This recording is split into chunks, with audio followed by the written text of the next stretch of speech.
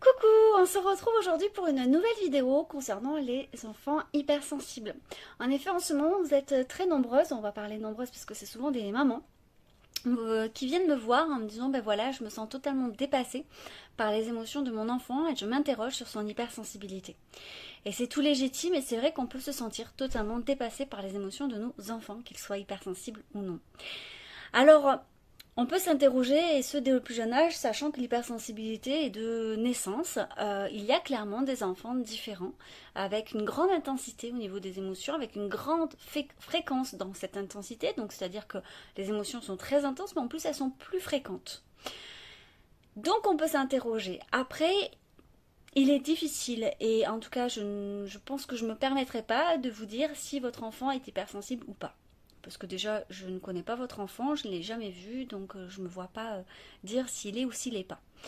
Mais je pense que ça peut être une piste de réflexion et ça peut même soulager certains parents parce qu'encore aujourd'hui, trop de professionnels, et notamment dans la sphère médicale ou médico-psychologique, psychomédicale, ont tendance à dire que la faute revient aux parents. La faute à la mère, la faute au père, qu'importe, et que c'est à cause de lui que l'enfant est comme ça. Alors déjà, il faut écarter toute piste médicale, bien évidemment, et ça c'est très important. Mais après, je crois que c'est important d'aller au-delà du c'est la faute de la mère, c'est la faute du père. Il y a aussi un cercle vicieux. Imaginons que vous soyez avec un enfant qui pleure non-stop. Il est évident que vous allez être fatigué, que vous allez manquer de patience, que vous allez être angoissé, que vous allez être mal, tout simplement. Et ça va être un cercle vicieux, possiblement qu'effectivement votre enfant, hypersensible ou pas, va capter ça, va être moins bien, on est d'accord. Sauf qu'en attendant, au départ, c'était quand même un enfant qui pleure beaucoup.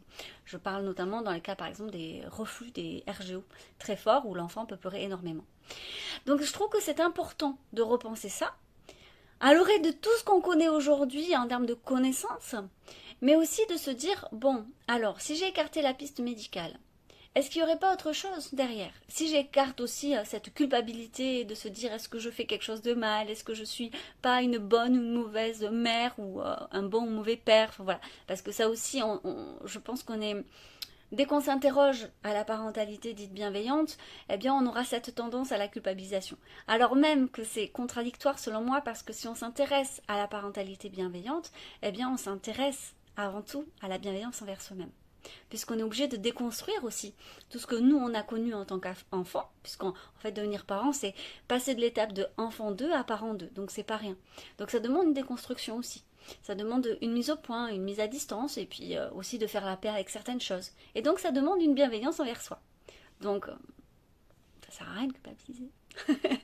Essayez plutôt de travailler votre parentalité avec une personne formée à la parentalité, bien sûr, je le dirai toujours, c'est trop important.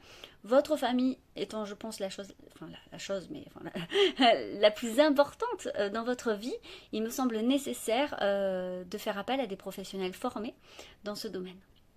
Donc pour venir à mathématiques de l'enfant hypersensible, vous êtes donc nombreuses pour le coup, mais aussi nombreux, je ne vous pas les papas bien sûr, à me dire je ne sais plus comment faire en fait face à toutes ces émotions. Qu'est-ce qui revient le plus souvent?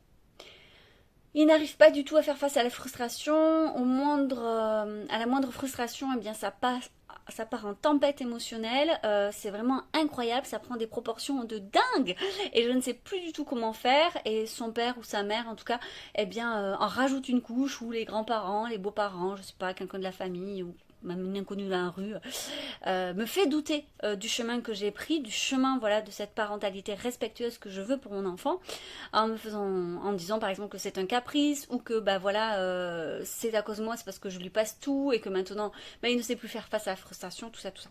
Alors je vous arrête directement, ça n'a rien à voir. Il y a clairement des enfants qui ont une grande intensité au niveau de leurs émotions. Donc il y a la frustration, mais il y a aussi la tristesse, la colère, ben voilà. Et souvent on repère ça. Alors moi j'ai envie de dire, déjà n'oubliez pas que les enfants qui ont une grande intensité émotionnelle, ils les ont pour toutes les émotions.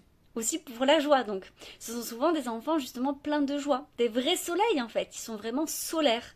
Ils s'enthousiasment très facilement et puis ils ont un éclat de rire qui fait que c'est communicatif.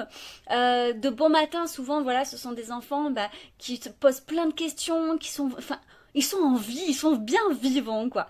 Et c'est aussi très très agréable d'avoir un enfant comme ça au quotidien. Donc, je sais que ça peut être difficile aussi les moments, voilà, pour accompagner la frustration, la tristesse, la colère. Mais déjà, je pense qu'il faut aussi se dire qu'il y a plein de positifs. Ensuite, deux choses. C'est la comparaison dans donc deux domaines. La comparaison avec les autres enfants, c'est-à-dire que ben, j'ai bien l'impression que mon enfant est différent. Ok. Et ça peut être une piste intéressante. Pourquoi il est différent et comment du coup je peux l'accompagner différemment. Le problème, c'est que souvent on a tendance à comparer un petit peu ce qui nous embête, dans le sens où et se remettre encore une fois en question, et encore s'auto-flageller, et encore une fois culpabiliser, se dire mais je dois faire mal. En fait, déjà chaque enfant est différent, et les enfants que vous voyez ailleurs, bah, vous les voyez dans peut-être sur une facette ou quelque chose de bien particulier.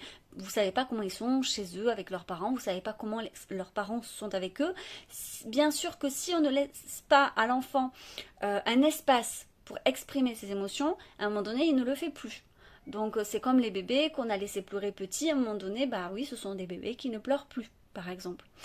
Donc ne comparez pas parce que vous ne savez pas, déjà. Ensuite, il y a autre chose, c'est au niveau de ce que les gens appellent la gestion émotionnelle. Alors, si tu me suis sur ce compte ou sur ma chaîne YouTube, tu sais que je déteste ce terme de gestion.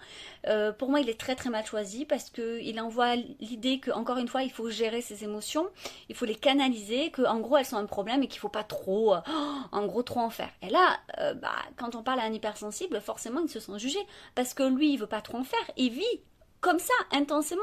Donc il a la sensation que c'est lui le problème. Non, ce n'est pas lui le problème, c'est juste qu'on vit dans une société qui justement bafoue ses émotions, et ça donne d'ailleurs le monde dans lequel on vit. Parce qu'en fait, souvent on nous dit il ne faut pas prendre de décision sous le coup des émotions. C'est bien de là tout le problème, c'est que comme les gens n'accompagnent pas leurs émotions, c'est les émotions qui prennent le pas sur eux.